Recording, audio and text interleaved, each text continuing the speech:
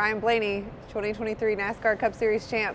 How good does it feel to hear that? Add that to the resume. No, it's great. It's obviously something we work really hard here to achieve, and everyone, put in for it. It wasn't not just me. 12 guys, huge part of it. Every person in this building was a big part of it, and it's cool to be able to share that with everybody. All right, so we got to watch the race on TV, but obviously you're actually out there competing in it. We got to see some of the heated moments, the emotional moments, but take me through just what it was like that day and competing in the championship for. Yeah, it was a pretty, that race is always eventful, and there's a couple moments of, kind of where we had to come from where we qualified, try to get to the front, which we were able to, and midway through the race, I thought we had a good shot at competing with those guys, and trying to race for the lead there was tough, and at the same time trying to keep those guys behind me, the 5 and 24, was tough. And there's always that stuff going on, kind of that race within the race, between the championship 4, the other race, the full race going on. So pretty tense moments, but I feel like that's what you're going to have, especially when you have a championship, event. Sure. And obviously, you said post-race, I'm not a super emotional guy, but you did have a little bit of emotion, in the car once it kind of, I guess, maybe all sunk in for you. But now that you've had some time, almost a month to process it, what are the emotions that you feel when you reflect on that day? Yeah, I had some tears of joy in the car. And I think where those came from is just, you get thinking about, like, at least for me, was, everybody who, like I said before in this, is a part of this, whether it's current, whether it was in the past, who kind of helped you get there.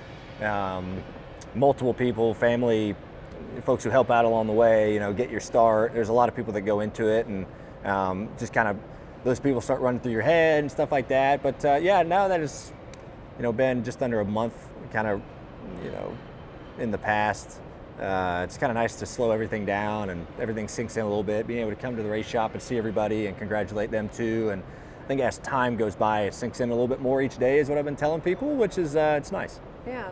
Well, you mentioned the people at the shop and everybody else has helped you along the way. So to be the person in the driver's seat to win the championship, not just for yourself, but for everybody that puts in all the hard work, or your family that supported you, all of that, what does it mean for those people? Well, I think you hope it means the world. You hope it means just as much to them as it does to you, and it does. Everybody that is a part of this team, part of my family, everyone is just as excited as I am to win the thing, to win the championship, and because they all have such a big hand in it, and they should be just as excited as I am to win the championship, because, like I said, they're a huge part of it. So it was neat to have everybody there, whether, a lot of my family there. It's great to have 400 plus employees here, and be able to share that with them, be able to share it with my group at the banquet. This upcoming weekend, kind of relive it, is going to be fun. But yeah, you know that they're just as excited as you are, and it's nice to share that with everybody, like I said before.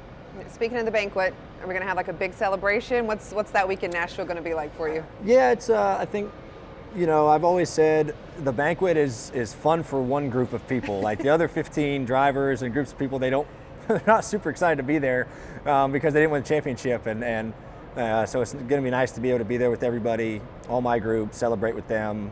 I think post award banquet, we have a little thing with our team, which is going to be fun, and so that'll be great. Not just my guys, but most of the Team Penske who's going to the banquet. So excited to celebrate with them, their families as well, who are going to be there, because they support us just as much as everybody.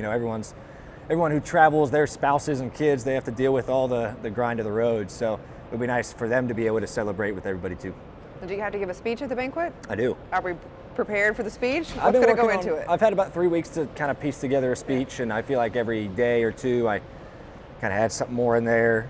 So I have my finished product, but I add something like every day, and I'm sure if I get to up there on stage, I'll probably finagle it a little bit more here and there. But I've always kind of been a bullet point guy. Like, you have your main things, and then you can kind of talk about each one, and I think that's the most natural way. But yeah, it's nerve-wracking speaking in front of over 1,000 people, but it'll be exciting too. I'm looking forward to hearing the speech. And then, is there anyone that kind of surprised you that you heard from? I'm sure, like, you get back to your phone after you're done with everything, and you're just like, I can't even respond to anybody post-race. But who did you hear from that maybe meant a lot, or that surprised you? There was a lot of people that reached out. a lot of friends, family, people I enjoyed, watching as a kid growing up, kind of mentors to me. I don't know. I mean, I got a handful of great ones from, people who I admire.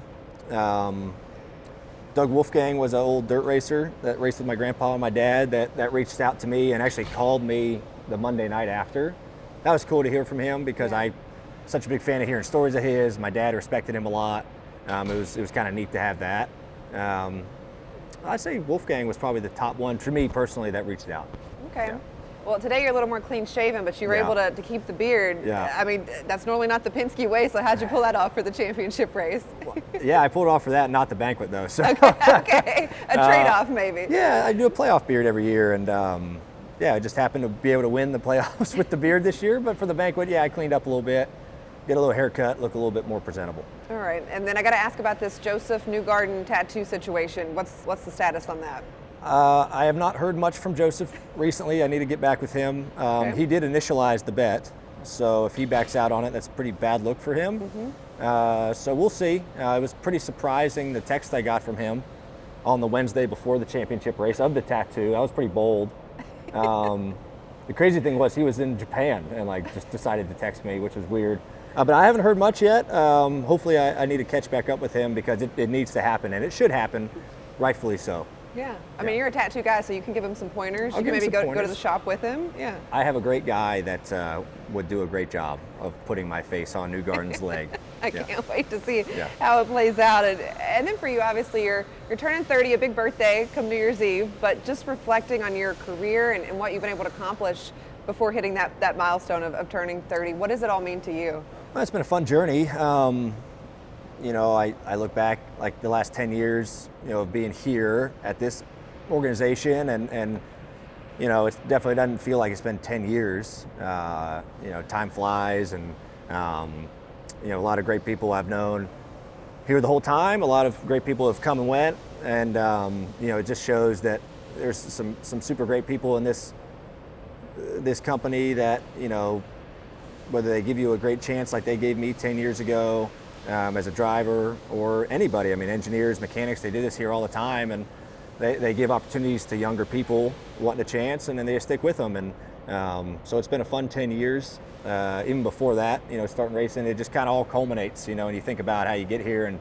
what all it took to kind of get to this spot. And, like I said before, you kind of realize all those people that helped out along the way. So, just a neat feeling, and, pretty cool to be able to be here and look back 20 years ago and think, would you ever thought you'd be here? And so it's neat to reflect on that stuff.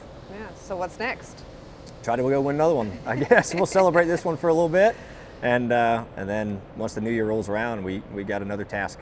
Yeah, well, it's been super cool. I remember, covering you when you were with Wood Brothers in the 21 car and talking about Leonard Wood and all that and what it meant to race for them. And now a championship officially added, Coke 600 this year, so a lot of new milestones for you. Yeah, big year for us, and a big year for this group. Winning the 600 at Charlotte and winning the Indy 500 the same year. Yeah. For a first time for RP was special, and to win back-to-back Cup championships, to do something that he's never done before is really special too. So I was telling everybody even before Phoenix, there's not many times where you can do something for Roger that he hasn't done before. He's done everything in motorsports, so to be able to accomplish two things for him that he hasn't done, that's really special, and he should appreciate that and be proud of that. And go try to win them 3 in a row. It'd be kind of nice. I love it. What was his conversation with you post winning the championship?